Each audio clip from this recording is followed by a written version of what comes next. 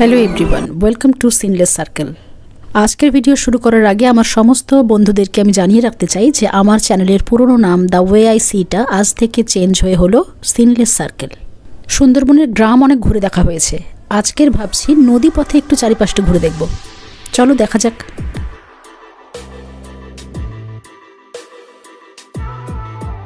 নামখানা থেকে প্যাসেঞ্জার নিয়ে যে বড় বড় ট্রলারগুলো আসবে সেগুলোই বিভিন্ন ঘাটে ঘাটে এখানে থামবে। ছোট্ট নৌকোর মধ্যে দেখো প্রচুর পরিমাণে শুকো মাছ আছে। এরা আসলে ছোট ব্যবসায়ী, তাই এরা কি করেছে, বড় যে ট্রলারগুলো এই যে যার ওপরে দেখো মাছগুলোকে দড়ির মধ্যে ঝুলিয়ে শুকোনো হচ্ছে, এদের কাছ থেকে শুকো মাছ ওরা খুচরো ব্যবসায়ী বলেই অল্প পরিমাণে কিনে নিয়ে যাচ্ছে।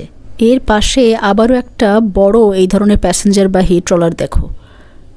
এই ট্রলারগুলোর বহন ক্ষমতা অনেক। দেখো তেলের ড্রাম থেকে প্যান্ডেলের বাঁশ এবং শাক সবজি নানান রকম দোকানের মালপাট, তার সাথে প্যাসেঞ্জার, সব কিছু একসাথেই বইতে পারে। এখানে সবাই এই ট্রলারগুলোকে বলে থাকে সার্ভিস, আর এই ঘাটটাকে বলে থাকে সার্ভিস ঘাট। যেখানে আসার পর দেখতে পেলাম এই দেখো মাছ ধরার বড় বড় ট্রলার। এগুলো এখন আপাততভাবে ভাটা বলেই ডাঙায় আটকে আছে। যখন জোয়ারের জল আসবে তখন আবার এগুলো ভেসে নদীতে চলে যাবে।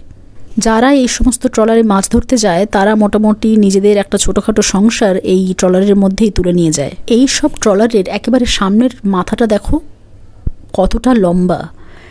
এগুলোকে বলা হয় আর্নিক, অনেকে চণ্ডীও বলে। এদের গঙ্গা দেবী রূপে পুজো করা হয়, তারপর নৌকো ভাসানো হয় জলে। যিনি এটা লাগিয়ে দেন তাকে রীতিমতো খাইয়ে দাইয়ে জামাকাপড় দিয়ে এই বড় বড় ট্রলারের মালিকরা ছাড়েন, এমনটাই রীতি আছে এখানে। নৌকোর সামনের মাথা নিয়মিত জল দিয়ে ধোয়া হয় এবং পুজো করা হয়, সন্ধেও দেওয়া হয়। কখনো যদি ভুলে কেউ এখানে পাও দিয়ে দেয় তাহলে সে ক্ষমা চেয়ে নেয় আর মাথা নত করে নমস্কারও করে নেয়। তাই বেশিরভাগ ট্রলারের একেবারে মাথার দিকে দেখবে মালা বা শাড়ি জড়ানো থাকে। এমনকি দেবী হিসেবে মানা হয় বলে নৌকোর মাথার ঠিক দুদিকে চক্ষুদানও করা হয়, অর্থাৎ সুন্দর করে চোখ এঁকে দেওয়া হয়। এখানে দেখো কতগুলো নোঙর আর মোটা মোটা দড়ি একসাথে বাঁধা রয়েছে। এগুলো আসলে গভীর নদীতে গিয়ে যখন মাছ ধরার জাল ফেলা হবে তখনই কাজে লাগানো হবে। নোঙরের সাহায্যে এই মাছের যে জালগুলো সেগুলোকে জলের তলায় ডুবিয়ে রাখা হবে, আর তার ওপরে দড়ির সাহায্যে ওই জালটাকে সুন্দরভাবে মেলে ধরা হবে। যে জায়গা জুড়ে মাছের জাল ফেলে রাখা হবে তা বোঝানোর জন্য প্রচুর পরিমাণে এই রকমের দেখো ব্লু কালারের যে প্লাস্টিকের তোমরা বড় বড় ড্রামগুলো দেখছো, এগুলো সব ওই জালের ওপরেই বেঁধে রাখা হবে যাতে জলের ওপর ভেসে থাকে।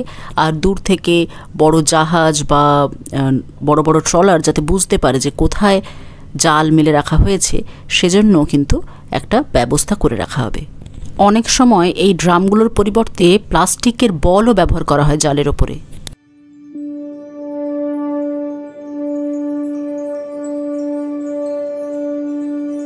এবার এগুলো দেখো, এগুলোকে বলা হয় কস্তুরা।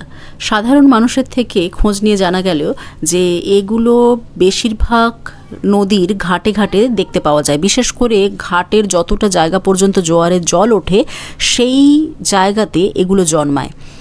এগুলো অনেকটা ঝিনুকের মতো, কারণ এদেরকে যদি ফাটিয়ে ফেলো তাহলে এদের ভেতরে মাংসলো অংশও দেখতে পাবে, যেমন ঝিনুকের মধ্যে দেখা যায়।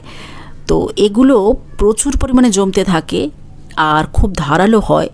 যত এগুলো শুকনো হতে শুরু করে তত বেশি কিন্তু এগুলো ধারালো হয়ে যায়। দেখো এই যে ঘাটটা, ঘাটের চারিপাশে দেখো যতটা জায়গা পর্যন্ত জল উঠে যায় সাধারণত ততটা জায়গা পর্যন্ত কিন্তু কস্তুরা জমে আছে। ধারালো কোনো কিছু দিয়ে যদি ফাটানো যায় তাহলে কিন্তু এর ভেতরে রসালো অংশ দেখা যাবে। শুকিয়ে যাওয়ার পর এমনটাই দেখায়, কারণ ততক্ষণে এদের দুদিকের খোলসের একদিকটা খুলে পড়ে যায়। এই যে গাছগুলো দেখছো নদীর পাড়ে, এগুলো সব হেতাল। এগুলোর পাতাগুলোকে চিরে শুকনো করে ঝাড়ু তৈরি করা হয়। এই ট্রলারটা এখানে অনেক উঁচুতে ডাঙায় পুরোপুরি তুলে দেওয়া হয়েছে, কারণ এটা এখন রিপেয়ারিং চলছে। যখন এটা পুরোপুরি সারানো হয়ে যাবে তখন আবার জোয়ারের সময় একে নদীতে ভাসিয়ে দেওয়া হবে।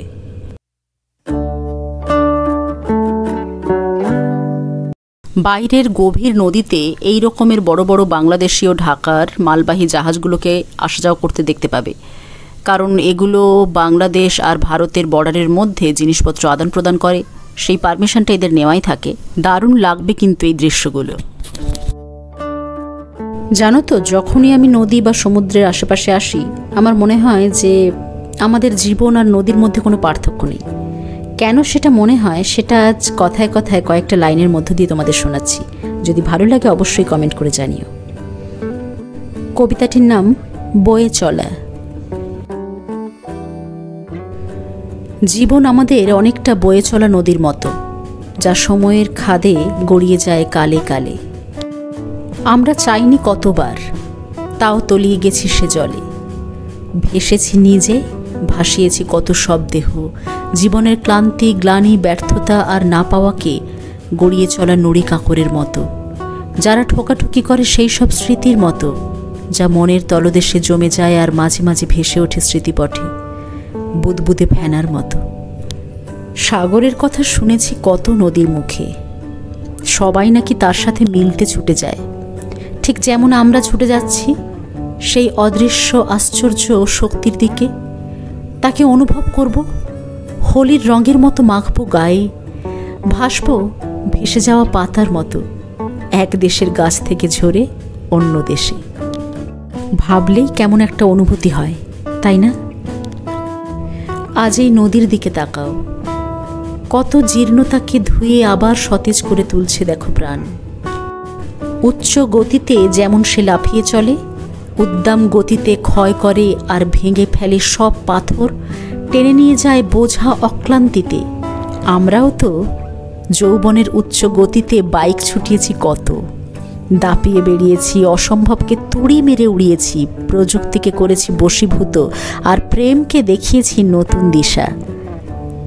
এমনও সময় ছিল বলো, দেখতে শুনতেও খুব একটা খারাপ ছিলাম না, তবে মনটা ছিল খাঁটি। বেপরোয়া হতে চাইলাম যখন, জীবন গড়িয়ে দিল আমাদের মধ্যগতিতে। সংসারী এখন আমরা, সব তেজ এখন ব্যস্ততায় বদলেছে। নদী যেমন মধ্যগতিতে আর ভাঙে না, ধ্বংস করে না, শুধু বয়ে নিয়ে চলে, আমরাও তো দায়িত্ব কর্তব্য বয়ে নিয়ে চলেছি বেশ কিছু বছর হলো। মধ্যগতিতে যেমন তেজ হারিয়েছি, তেমন পেয়েছি কত মানুষ, কত সম্পর্ক, কত বিশ্বাস, কত দায়িত্ব, কত স্বপ্ন, কত আশা, ভালোবাসা। শুধু প্রেমিক প্রেমিকার নয়, এই পৃথিবীর কত মানুষের, যারা ঘিরে আছে আমাদের চারিপাশে। এভাবে কর্তব্য করতে করতে বুঝতেই পারোনি যে কখন নিম্ন গতিতে এসে গেছো। ধীর হয়েছে গতি, কোঁচকানো চামড়া, সাদা কালো চুলে, ঝাপসা দৃষ্টিতে তাকিয়ে দেখি সামনে বিশাল বিস্তৃত সৈকত, যা বুক পেতে আছে নিতে। সে সব বোঝা যা তুমি বয়েছ তোমার সারা জীবন ধরে। কোনো রকমে সব বোঝা তার বুকে ফেলে শ্বাস নেওয়া, এ দীর্ঘ জীবনের পথ চলা। পথের ধার থেকে কুড়োনো অপমান, লাঞ্ছনার মতো আবর্জনা আজ তোমায় দিলাম সৈকত, তোমায় দিলাম। কিন্তু এবার কি?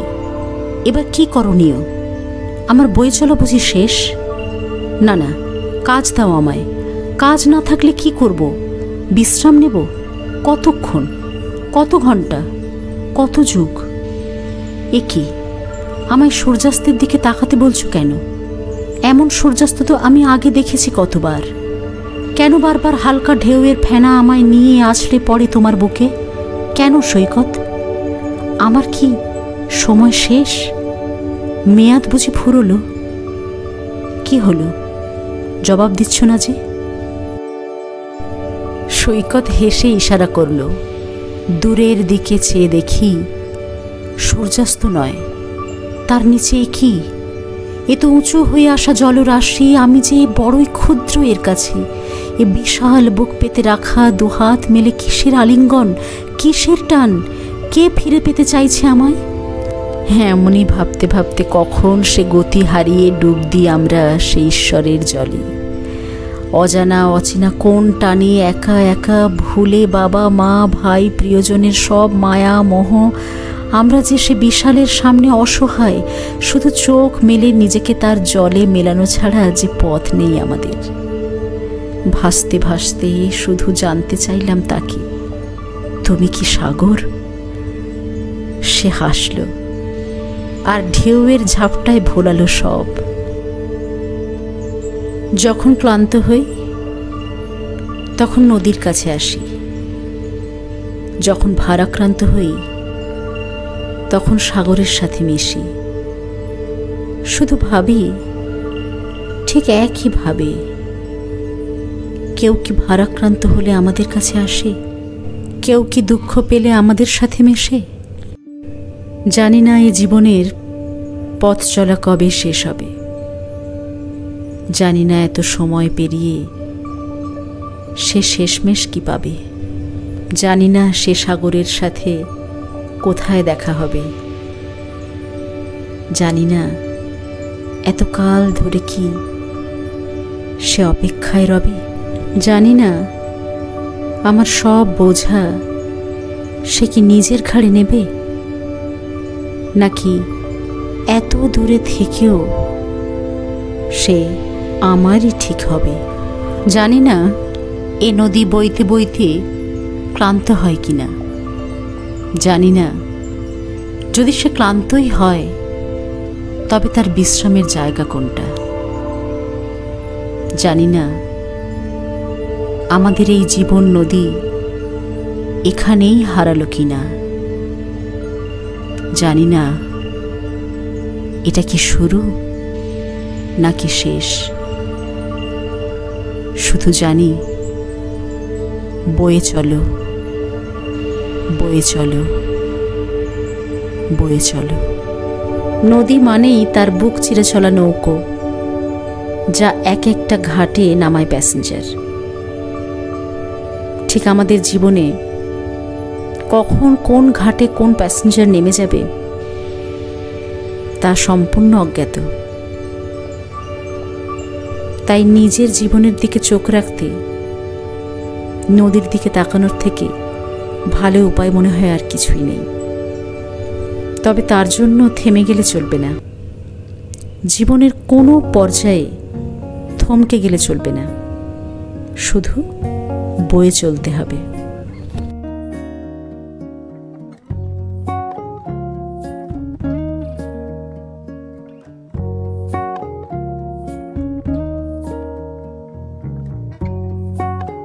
সুন্দরবনের বেশিরভাগ নদীর দুপাশে এইরকম সরু সরু ঝরা খাল আছে, যেখানে জোয়ারের জল ঢোকার পর সহজে বেরোতে পারে না।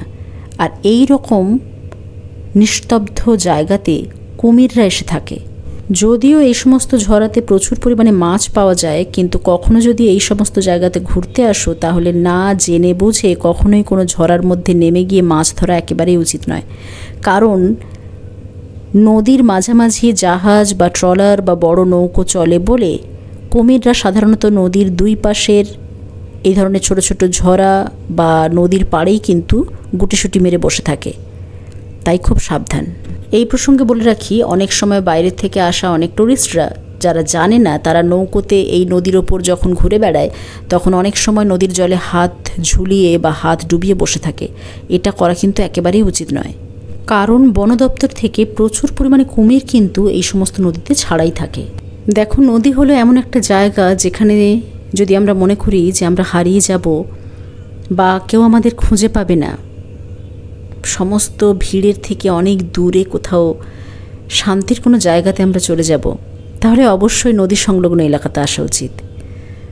এখানকার স্নিগ্ধতা, এখানকার একটা নির্মল পরিবেশ আমাদেরকে সত্যি হারিয়ে যেতে সাহায্য করবে।